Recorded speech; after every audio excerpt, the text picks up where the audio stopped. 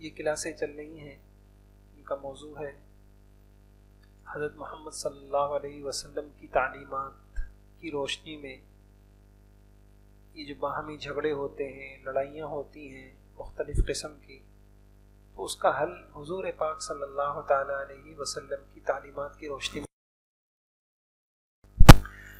اس میں یہ جو ہمارا حصہ چل رہا ہے اس کے اندر جھگڑوں کے اسباب، عموماً جھگڑے ہوتے کیوں ہیں۔ انسان کو اگر کسی پریشانی کا سبب پتہ ہو اور تو بر وقت وہ اس کی تدبیر کر سکتا ہے، اس کا علاج کر سکتا ہے۔ اللہ کی مدد شامل حال ہو تو سبب پہچاننے کے بعد، تدبیر کرنے کے بعد اللہ کی مدد سے کام بن جاتے ہیں، مشکلیں حل ہو جاتی ہیں۔ تو اس میں جو اہم ترین سبب ہے، تیسرا سبب یہ عرض کیا تھا کہ گناہوں سے نہ بچنا اور گناہ ہو جائے تو فوراً توبہ نہ کرنا، یہ جھگڑوں اور لڑائی کا، نفرتوں کا، باہمی عداوتوں کا، اختلافات کا بہت بڑا سبب ہے۔ اور یہ بات اگر ہمیں سمجھ میں آ جائے کہ عمل جو ہے، عمل اللہ نے اس میں بڑی طاقت رکھی ہے، عمل صالح میں، نیک عمل میں، بلکہ یوں کہیے کہ ہماری زندگی پر جو سب سے زیادہ اثر انداز ہونے والی چیز ہے ہماری زندگیوں میں، وہ نیک عمل ہے۔ ہماری زندگیوں پہ جو اچھے اثرات آتے ہیں اور ہمیں اپنی زندگیوں میں آسانیاں نظر آتی ہیں، تو اس کا سب سے بڑا سبب وہ اچھے اعمال، اور ہماری زندگیوں میں جو پریشانیاں ہوتی ہیں ان پریشانیوں کا سب سے بڑا سبب بدعملی ہے، وہ برے اعمال ہیں جو ہماری زندگی پر بہت برے نتائج اس کے ہوتے ہیں۔ میں بخاری شریف کی ایک واقعے سے اس بات عرض کروں تاکہ ہمارے ذہن میں خوب اچھی طرح بیٹھ جائے کہ یہ جو جھگڑے ہیں، ان جھگڑوں کا حقیقی سبب وہ اللہ کی نافرمانی ہے۔ بخاری شریف کے اندر، حدیث کے اور کتابوں کے اندر بھی یہ واقعہ ہے، غار والا واقعہ۔ 3 آدمی جا رہے تھے اور رات آ گئی، یا بارش سے بچنے کے لیے انہوں نے غار کے اندر پناہ لی۔ غار کے اندر انہوں نے پناہ لی اور ادھر غار کے منہ پہ تیز آندھی کی وجہ سے ایک چٹان آ گئی اور غار کا منہ بند ہو گیا، اور ان سب کو اپنی موت سامنے کھڑی نظر آنے لگی۔ اب ان کے سامنے ہلاکت پوری طرح کھل کے سامنے آ چکی ہے، اور ایک ایسی پریشانی میں پھنس چکے ہیں کہ مادی تدبیروں سے اس پریشانی سے نکلنا ناممکن ہے۔ ایسے موقع پہ کیا ہوتا ہے کہ تینوں کو یہ خیال آتا ہے کہ بھائی اللہ رب العزت کے سامنے اپنے عمل کو پیش کرو۔ اب آپ دیکھیے اس سے بڑی عمل کی طاقت کو واضح کرنے والی چیز کیا ہو۔ پھر وہ تینوں اپنا اپنا عمل اللہ کے سامنے پیش کرتے ہیں اور اس کا واسطہ دیتے ہیں اللہ پاک کو۔ ایک شخص یہ کہتا ہے کہ میں نے والدین کے ساتھ جو ہے اچھا رویہ اختیار کیا، اور وہ پورا لمبا قصہ ہے۔ ایک کہتا ہے کہ میں نے پاک دامنی اختیار کی اور میرے پاس گناہوں کے اسباب تھے، میں زنا کر سکتا تھا، میں اللہ کے خوف سے رک گیا، جس کو تقویٰ کہتے ہیں۔ اور ایک کہتا ہے کہ میں اپنے ملازم کے ساتھ، ماتحتوں کے ساتھ اچھا عمل کیا، ان کی خیر خواہی کی۔ یہ کہنا تھا، تینوں کے دعا کرنا تھا کہ وہ چٹان سامنے سے ہل گئی۔ کیا پتہ چلا کہ عمل میں اللہ نے بہت بڑی طاقت رکھی۔ عمل ہماری زندگیوں سے مشکلات کو ہم ایسی مشکلات میں پھنس جائیں جہاں مادی تدبیروں سے نکلنا سمجھ میں نہ آتا ہو، عمل وہاں بھی ہم کو مشکلات سے نکال دیتا۔ ایسے ہی ایک اور واقعہ ذہن میں آیا، بخاری شریف میں ہی یہ واقعہ ہے۔ حضرت ابراہیم علیہ السلام حضرت سارہ کے ساتھ جا رہے تھے، اور ظالم بادشاہ نے ان کی بیوی کو پکڑ لیا، اور ظالم بادشاہ نے ان کے ساتھ بری نیت اور برے ارادے کے ساتھ ان کے اپنا دست درازی کی اور آگے بڑھا۔ انہوں نے اللہ سے کیا دعا کی، میں وہ بتانا چاہ رہا ہوں۔ انہوں نے اللہ سے دعا کی کہ اے اللہ، آپ جانتے ہیں کہ میں آپ کے اوپر ایمان لائی، آپ کے پیغمبر پر ایمان لائی، اور میں نے اپنی عزت اور ناموس کی حفاظت کی، اور میں نے پاک دامنی اختیار کی، اور میں نے اے اللہ میری اس مشکل کو حل کر. اب آپ دیکھیے واسطہ کس کا دیا جا رہا ہے؟ عمل کا، ایمان کا، عمل کا، نیک عمل کا. وہ دعا کرنا تھا کہ وہ بالکل معذور ہو گیا اور وہ آگے بڑھ نہیں سکا. تو بہرحال کیا بات سمجھ میں آئی؟ اللہ ہمیں اور آپ کو یہ سمجھا دے ہم گناہ کو معمولی چیز نہ سمجھیں.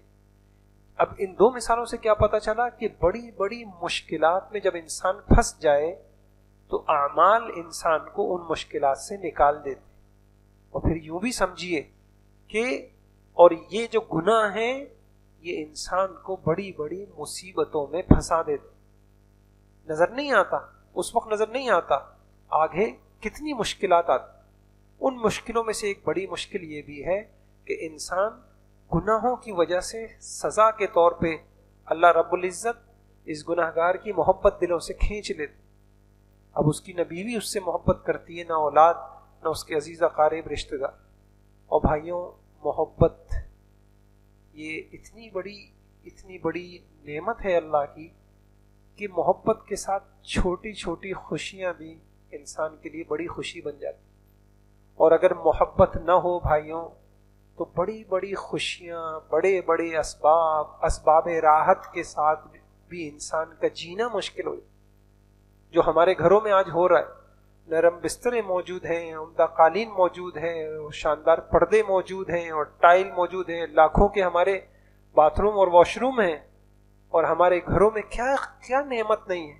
اگر نعمت نہیں ہے تو کیا نہیں ہے کہ ہمارے گھروں سے رحمت اللہ نے کھینچ لی ہے، محبت کھینچ لی، بھائی بھائی کا دشمن ہوا ہوا. تو اللہ پاک ہم سب کو سمجھ دے دے. یہ بہت بڑا سبب ہے. اللہ ہمیں اس زندگی میں سمجھا دے تو کیا کرنا ہے؟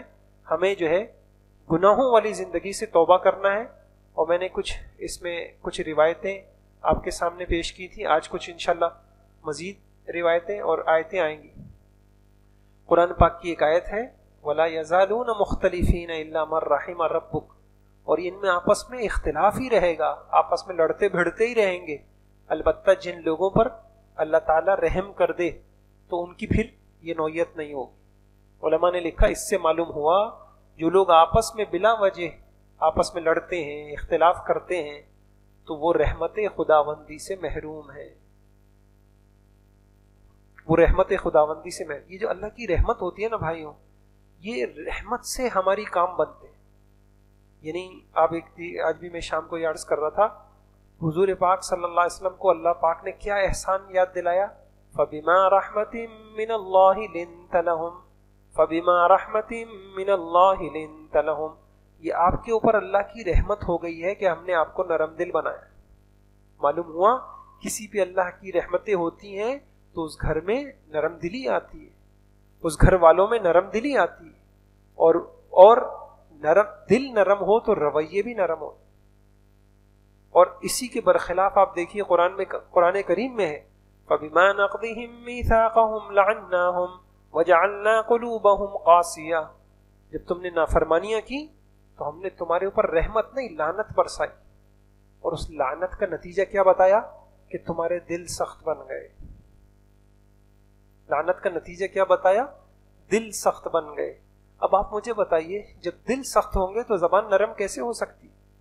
دل سخت ہوں گے تو رویے نرم کیسے ہو سکتے؟ جب دل سخت ہوں گے تو شفقتیں کہاں سے آئیں گی؟ جب شفقت نہیں ہوگی، مہربانی نہیں ہوگی، دل میں نرمی. یعنی آج دیکھیے کتنے شوہروں کو شکایت ہے عورتوں کی بد زبانی کا. کیا ہے؟ دل سخت ہو گئے. اور عورتوں کو شکایت ہے مردوں کے سخت لہجوں کا. تو کیا ہو گیا؟ دل سخت ہو گئے. اسے یاد آیا، کہتے ہیں کہ ایک شخص جو ہے اپنی بیوی کو دفنانے کے بعد وہ گھر آیا. تو جب وہ گھر آیا تو دیکھا بہت تیز بارش ہو رہی ہے اور گرج اور چمک کے ساتھ جو ہے خوب بارش ہو رہی ہے، اور جو بادلوں کی گرج ہے. تو وہ سر اوپر اٹھا کے کہتا ہے کہ لگتا ہے کہ پہنچ گئی اوپر. تو ہمارے بڑے کہتے ہیں کہ ایسی سختی ہے دلوں کے اندر. اللہ ہمیں معاف فرمائے کہ دلوں کی سختی کا حال یہ ہے کہ شوہر برس رہے ہوتے ہیں بیویوں پر، بیویاں برس رہی ہوتی ہیں بچوں پر، اور بچے برس رہے ہوتے ہیں آپس میں ایک دوسرے کے. پورا گھر جو ہے میدان جنگ کا منظر پیش کر رہا ہوتا ہے. تو بہت بڑی نعمت ہے اللہ پاک کی رحمت. اور رحمت ملے گی رحمت والوں اعمال سے. تو یہ بات ہو گئی کہ اللہ کی رحمت ہوتی ہے تو اختلاف ختم ہوتے ہیں، اللہ کی رحمت ہوتی ہے تو آپس کے جھگڑے ختم ہوتے ہیں۔ آگے دیکھیے قرآن پاک کی آیت ہے، اللہ پاک نے فرمایا وَمِنَ الَّذِينَ قَالُوا إِنَّا نَصَارَىٰ أَخَذْنَا مِيثَاقَهُمْ فَنَسُوا حَظًّا مِّمَّا ذُكِّرُوا بِهِ فَأَغْرَيْنَا بَيْنَهُمُ الْعَدَاوَةَ وَالْبَغْضَاءَ إِلَىٰ يَوْمِ الْقِيَامَةِ، اور جن لوگوں نے کہا کہ ہم نصرانی ہیں ان سے بھی ہم نے وعدہ لیا تھا، عہد لیا تھا کہ بھئی دین پہ چلیں گے، اللہ کی فرما برداری کریں گے، پھر جس چیز کی ان کو نصیحت کی گئی تھی اس کا ایک بڑا حصہ وہ بھلا بیٹھے۔ کیا ہوا؟ نتیجہ کیا ہوا؟ چنانچہ ہم نے ان کے درمیان قیامت تک کے لیے دشمنی اور بغض پیدا کر دیا۔ کہ میں آپ کو قرآن سنا رہا ہوں، تو نصارہ کو اللہ پاک کہہ رہے ہیں کہ تمہارے آپس میں دشمنی ہم نے پیدا کر دی۔ وجہ کیا تھی؟ کہ تم نے اللہ شریعت کی تعلیمات کو چھوڑ دیا۔ ایسی ہی ایک اور آیت ہے وَقَالَتِ الْيَهُودُ يَدُ اللَّهِ مَغْلُولَةٌ غُلَّتْ أَيْدِيهِمْ وَلُعِنُوا بِمَا قَالُوا بَلْ يَدَاهُ مَبْسُوطَتَانِ يُنْفِقُ كَيْفَ يَشَاءُ وَلَيَزِيدَنَّ كَثِيرًا مِّنْهُم مَّا أُنزِلَ إِلَيْكَ مِن رَّبِّكَ طُغْيَانًا وَكُفْرًا وَأَلْقَيْنَا بَيْنَهُمُ الْعَدَاوَةَ وَالْبَغْضَاءَ إِلَىٰ يَوْمِ الْقِيَامَةِ۔ یہودی کہتے ہیں کہ اللہ کے ہاتھ بندھے ہوئے ہیں، یہ ان کی گستاخی ہے، ہاتھ تو خود ان کے بندھے ہوئے ہیں، اور جو بات انہوں نے کہی اس کی وجہ سے ان پر لعنت الگ پڑی۔ دیکھیں اس آیت سے بھی پتہ چل رہا ہے لعنت کے اثرات کیا ہوتے ہیں، ورنہ اللہ نے دونوں ہاتھ پوری طرح کشادہ ہیں، وہ جس طرح چاہتا ہے خرچ کرتا ہے اللہ۔ اور اے پیغمبر جو وحی تم پہ نازل کی گئی ہے وہ ان میں سے بہت سوں کی سرکشی کفر میں اضافہ کر کے رہے گی۔ اب یہ جملہ سنیے، اور ہم نے ان کے درمیان قیامت کے دن تک کے لیے عداوت اور بغض پیدا کر دیا۔ کیا پتہ چل رہا ہے کہ محبتیں بھی اللہ لاتے ہیں اور نفرتیں بھی اللہ لاتے ہیں، اور ان دو آیتوں نے اسباب بھی بتائے۔ نتیجہ کیا نکلا؟ اوپر کی ان دونوں آیتوں سے معلوم ہوا کہ جب قومیں اللہ کی کتاب اور آسمانی ہدایت کو بھلا دیتی ہیں، ضائع کر دیتی ہیں، اور زندگی گزارتے وقت احکام الہی کو پس پش ڈال دیتی، تجارت کرتے ہیں لیکن ان کو کوئی پرواہ نہیں ہوتی کہ ہم پوچھیں تو صحیح کہ ہماری تجارت شریعت کی روشنی میں ہے یا کیا ہے۔ نکاح ہوتے ہیں، شادیاں ہوتی ہیں، کسی کو اس کا غم نہیں ہوتا کہ حلال کیا ہے۔ لباس پہنتی ہیں عورتیں، کسی کو غم نہیں ہوتا کہ کوئی یہ پوچھے حلال کیا ہے حرام کیا ہے۔ تو پھر کیا ہوتا ہے؟ جب اللہ کے احکام کو ضائع کر دیا تو پھر کیا ہوا؟ اللہ کے دین کے ساتھ ان کے رویے گستاخانہ ہو جاتے ہیں، تو سزا کے طور پر کیا ہوتا ہے؟ باہمی اتفاق، اتحاد، الفت، محبت کی نعمت ان سے چھین لی جاتی، اور لڑائی جھگڑے، اختلاف، انتشار، بغض، عداوت کا عذاب ان پہ مسلط کر دیا جاتا۔ پھر لوگ ہمیشہ ایک دوسرے کے ساتھ دست و گریباں رہتے ہیں، کہیں خاندانی جھگڑے تو کہیں معاشی سیاسی اختلاف۔ الغرض زندگی ایک عذاب بن جاتی ہے، ایک عذاب بن جاتی ہے۔ یہ ہمارے سامنے آسمانی، میں نے آپ سے کہا تھا کہ ہم جس رب کی دنیا میں رہ رہے ہیں ہمیں اس کے ضابطے پتہ ہونا چاہیے۔ تو یہ ساری آیتیں ہمیں یہ واضح کر رہی ہیں کہ جھگڑوں کا سبب وہ نافرمانی ہے، اختلافات کا سبب گھر میں جھگڑے ہوں۔ محبتوں کا سبب کیا ہے؟ دیکھیے کتنی واضح حدیث ہے، آپ نے کئی مرتبہ سنی ہوگی۔ اللہ تعالیٰ جب کسی بندے سے محبت فرماتے ہیں تو جبرائیل علیہ السلام کو بلاتے ہیں اور کہتے ہیں کہ بھئی فلاں سے میں محبت کرتا ہوں، اے جبرائیل تم بھی ان سے محبت کرو۔ پھر جبرائیل علیہ السلام بھی اس سے محبت کرتے ہیں۔ پھر آسمان میں اعلان کر دیا جاتا ہے کہ اللہ تعالیٰ فلاں سے محبت کرتے ہیں، اے آسمان والو تم بھی محبت کرو۔ آسمان والے بھی اس سے محبت کرنا شروع کر دیتے ہیں۔ پھر زمین میں اس کے لیے مقبولیت رکھ دی جاتی ہے۔ دل کس کے قبضے میں ہے؟ اللہ کے قبضے میں۔ جب اللہ کے قبضے میں، اس کی مرضی، جس کے دل میں جس کی محبت ڈال دے، جس کے دل میں جس کی نفرت ڈال دے۔ جب کسی بندے کے لیے مقبولیت رکھ دی جاتی ہے تو وہ دنیا والوں کے لیے مقبول ہو جاتا ہے، اور پھر زمین والوں کے دلوں میں محبت پیدا ہو جاتی ہے۔ اسی کو اللہ تعالیٰ نے قرآن میں فرمایا ان الذین آمنوا وعملوا الصالحات سیجعل لهم الرحمن ودا۔ جو لوگ ایمان لائے اور یہ دیکھیے نیک عمل کیے تو کیا ہوتا ہے؟ ان کے لیے اللہ پاک محبت پیدا کر دے۔ تو دو ہی باتیں ہماری، یہ سبب ہے بہت بڑا کہ گناہ اور بدعملی اور اللہ کی نافرمانی والے اعمال سے اللہ کی لعنتیں ہوتی ہیں. اس کے بندے کے خود دل سخت ہو جاتا ہے اور لوگوں کے دل بھی اس کے لیے سخت ہو جاتے ہیں. بعض اوقات آپ نے دیکھا ہوگا کہ بعض کہتے ہیں یار مجھے بس فلاں بندہ اچھا نہیں لگتا. کیوں اچھا نہیں لگتا؟ اس کی کوئی وجہ نہیں ہوتی, بس دل میں ایک آدمی برا لگتا. اور جب اللہ کسی بندے سے بغض رکھتا ہے تو جبرائیل علیہ السلام کو بلاتے ہیں کہ میں فلاں سے بغض رکھتا ہوں, تم بھی اس سے مقبوض رکھو. جبرائیل علیہ السلام بھی اس سے بغض رکھتے ہیں. پھر اللہ پاک زمین میں اس کی نفرت لوگوں کے دلوں میں بٹھا دیتے. یہ تیسرا سبب ہمارے سامنے آیا تھا, اور اس تیسرے سبب کا خلاصہ یہی تھا کہ جب نیک عمل ہوں گے تو آسمان سے اللہ پاک محبتیں ڈالیں گے. گھروں میں انشاءاللہ محبتیں آئیں گی, اور آپ کے ماتحت آپ سے محبت کریں گے, پڑوسی محبت کریں گے, ملنے جلنے والے محبت کریں گے. اور جب اللہ کی نافرمانی ہوگی تو نتیجتاً اللہ کا غضب اور عذاب اس شکل میں نازل ہوگا کہ سب نفرت کریں گے. اب علاج کیا ہے؟ واضح علاج, حل یہی ہے کہ ہم سب اپنے اپنے اعمال کا جائزہ لیں اور اللہ تعالیٰ کی نافرمانی بے راہ روی سے باز آئیں. اور یہ مفتی شفیع صاحب نے لکھا, خود اگر ہم انشاءاللہ ایسا کریں گے. اب دیکھیے ساری دنیا میں کسی آدمی کے کوئی دکان, کوئی بازار آپ نے ایسا سنا ہے جہاں بازار سے آدمی جائے اور آدمی جو ہے نا بیوی کی محبت لے آئے, یا بیوی جائے اور شوہر کی محبت خرید کے لے آئے؟ دنیا میں ہے کوئی ایسا بازار؟ کوئی بازار ایسا نہیں. حل ایک ہی ہے, ہم اپنے اعمال کا محاسبہ کریں, اپنی زندگیوں کو ٹٹولیں. جو نافرمانیاں ہماری زندگی میں ہیں تو انشاءاللہ اس سے توبہ کریں. میں طریقہ بتاتا ہوں. تو قدرت خود ایسے حالات پیدا کر دے گی کہ اختلاف, انتشار, محبت, الفت سے بدل جائے گا. ورنہ صرف مادی تدبیروں کے ذریعے ان حالات کی اصلاح نفس کے دھوکہ دینے کے سوا کچھ نہیں. میں یوں کر لوں گا تو بیوی خوش ہو جائے گی, میں یوں کر لوں گا تو آپ سب کچھ کر لیں, اور دنیا کر رہی ہے. کیا کچھ نہیں کر رہا آج کا انسان بیوی کے لیے, بچوں کے لیے. اس سے بڑی قربانی کیا ہوگی کہ بیوی بچوں کے لیے اس نے اپنے رب کو بھی چھوڑ دیا اور اس نے اپنے آپ کو بھی بھلا دیا. لیکن بیوی ہے کہ خوشی نہیں ہو رہی, بچے ہیں کہ خوش ہو کے نہیں دے رہے. آج کے ماں باپ کیا کچھ قربانیاں نہیں دے رہے. وجہ یہی ہے کہ جب اللہ نہ چاہے تو کیا ہوگا.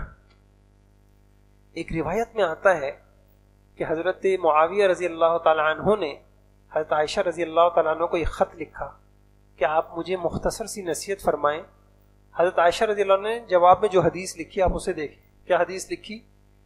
جو لوگوں کی ناراضگی میں اللہ تعالیٰ کی رضا کا طالب ہو تو لوگوں سے پہنچنے والی تکلیف کے سلسلے میں اللہ اس کے لیے کافی ہو جائے گا. کیا مطلب؟ لوگوں کی ناراضگی کی پرواہ نہیں ہے. جو آج ہمارے ہاں ایک تسبیح پڑھتی ہے نا کہ لوگ کیا کہیں. بھائی شاید پتہ ہے, سمجھ ہے کہ بھائی یہ گناہ ہے, لیکن کیا بات ہے؟ ایک چیز بس, لوگ کیا کہیں گے. تو کیا مطلب؟ لوگ کیا کہیں گے, ان کا خوف اور لوگوں کی راضی کرنے کی فکر. اور بعض اللہ والے ہیں وہ کہتے ہیں مجھے پرواہ نہیں ہے کہ لوگ کیا کہیں, مجھے ڈر ہے کہ میرے اللہ کیا کہیں. جس رب نے مجھے بنایا, جس رب کی نعمتیں, وہ کیا کہے گا. تو اس قسم کے بھی لوگ الحمدللہ دنیا میں کمی نہیں ہے. آپ کو تجارت میں مل جائیں گے, آپ کو ملازمت میں ایسے لوگ مل جائیں گے, آپ کو حکومت میں بھی ایسے لوگ مل جائیں گے, آپ کو جو ہے نا فوج میں, پولیس میں, زندگی کے ہر شعبے میں آپ تلاش کریں. الحمدللہ دنیا بانجھ نہیں ہوئی ہے. آج بھی ایسی ہستیاں موجود ہیں جن کو لوگوں کی پرواہ نہیں ہے, جن کو اپنے رب کی پرواہ ہے, جو قدم قدم پہ ان کو یہ دھڑکا ہوتا ہے کہ کہیں میرا رب ناراض نہ ہو, اور وہ پرواہ نہیں کرتے. اچھا, عموماً ایک انسان لوگوں کی ناراضگی سے کیوں ڈرتا ہے؟ وہ در حقیقت لوگوں کی ناراض. آپ دیکھیں کتنی ملازمت کرنے والے, ان کو ڈر کیا ہوتا ہے اپنے مالکان سے اور اپنے افسران سے. میں نے نماز پڑھی اور میں نے یوں کر دیا, وہ ناراض ہو جائیں, وہ چھٹی نہیں دیتے, میں نماز کیسے پڑھوں, میں فلاں کیوں کروں. تو یہ لوگوں کی ناراضگی سے جو پرواہ کرتا ہے, تو جو لوگوں کی ناراضگی کی پرواہ نہیں کرتا تو اللہ پاک کا نظام چلتا ہے اور اللہ پاک خود اس کی حفاظت کرتے ہیں. پھر لوگ اس کا کچھ بھی نہیں بگاڑ سکتے. اور دوسری طرف سنیے, اور جو اللہ کی ناراضگی میں لوگوں کی رضا کا طالب ہے, اللہ ناراض ہوتے ہو جائیں, لوگ ناراض نہ ہو, تو پھر کیا ہوتا ہے؟ اللہ تعالیٰ انہیں لوگوں کی اس تکلیف دینے کے لیے مقرر کر دیتے ہیں. اللہ کے یہاں تو کوئی وہ نہیں. اس لیے آپ دیکھیں کہ دنیا سب کچھ کر کے بھی کسی کو خوش نہیں کر پا رہی. کتنی آپ تقریب کر لیں, آپ قرضے لے لیں اور آپ اپنا سب کچھ لگا دیں, اور پھر کھانا کھانے کے بعد جا کے لوگ کیا کہہ رہے ہوں گے؟ کوئی کہہ رہا ہوگا کہ جی نا وہ نمک تیز تھا یا مرچ تیز تھی اور تیز تھی, اور کچھ نہیں ہو تو وہ کہیں گے جو ہے نا سروس ٹھیک نہیں تھی, اور جو ہے نا بندوبست جو ہے وہ اچھا نہیں تھا, انتظام اچھا نہیں تھا, لائٹ کی کمی تھی, فلاں کی کمی تھی. لوگ ہیں کہ خوشی نہیں ہو کے دے رہے. تو یہ کتنا پیارا خط ہے کہ تم لوگوں کی ناراضگی کی پرواہ نہ کرو, اللہ کی رضا کو طلب کرو, انشاءاللہ لوگوں کی ناراضگی کا کوئی نقصان نہیں ہوگا. کسی نے کہا خدا کو ناراض کر کے لوگوں کو راضی نہ کرو, کیونکہ لوگوں کے بدلے دوسرے لوگ مل سکتے ہیں مگر خدا کے بدلے کوئی دوسرا خدا نہیں مل سکتا. یہ بھی آخری دیکھ لیں. یہ اللہ والے جب ایک دوسرے سے ملاقات کرتے تھے تو ایک دوسرے کو یہ یاد دہانی کراتے تھے, کیا؟ من اصلح فیما بینہ و بین اللہ کفاہ اللہ الناس. جو شخص اللہ تعالیٰ کے ساتھ اپنا معاملہ ٹھیک رکھے تو اللہ تعالیٰ اس کی طرف سے لوگوں کے لیے کافی ہو جائیں گے. جو اللہ کے ساتھ اپنا معاملہ ٹھیک رکھے بس پھر بے غم ہو جائے, دنیا اس کا کچھ بگاڑ نہیں سکتی. اللہ ہم سب کو عمل کی توفیق عطا فرما دے. سبحان اللہ و بحمدہ, سبحان اللہ العظیم, سبحانک اللہم و بحمدک, نشہد ان لا الہ الا انت, نستغفرک و نتوب. اگلی مرتبہ اجتماع دعا کے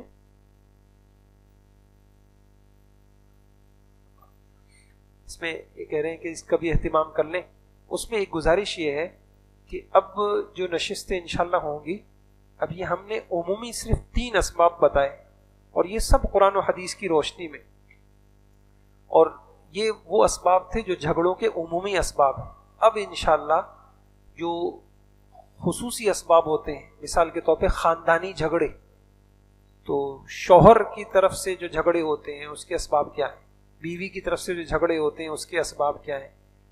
تو گزارش یہ ہے کہ اپنے گھر کی خواتین کو بھی لے کے آئیں, یہ باتیں ان کی کان میں بھی پڑیں گی تو انشاءاللہ جو ہے فائدہ ہوگا, اللہ کی ذات سے امید ہے. تو اس کا انشاءاللہ اہتمام کر لیں. اگلی نشست تو نہیں ہوگی, اس کے بعد سے انشاءاللہ پھر یہ کلاسیں ہوں گی کہ شوہر کی طرف سے بیوی کی, پھر آگے انشاءاللہ کاروباری جو جھگڑے ہوتے ہیں اس کے, اور انشاءاللہ آپ کے سامنے بڑے ٹھوس حل آئیں گے اگر ان چیزوں کی رعایت ہو جائے. جیسے ابھی تک یہاں جو آپ کے سامنے اسباب آئے ہیں تو پورے علاج بھی ان کے سامنے آئے.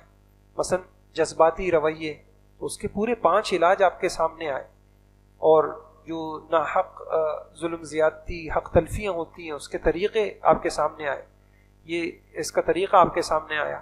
تو اب انشاءاللہ جو خصوصی جھگڑے ہیں اب ان کے اسباب اور اس کے علاج طریقے, اللہ کی ذات سے امید ہے کہ انشاءاللہ بہت فائدہ ہوگا. تو خواتین کو بھی ضرور لے کے آئی. سبحان اللہ.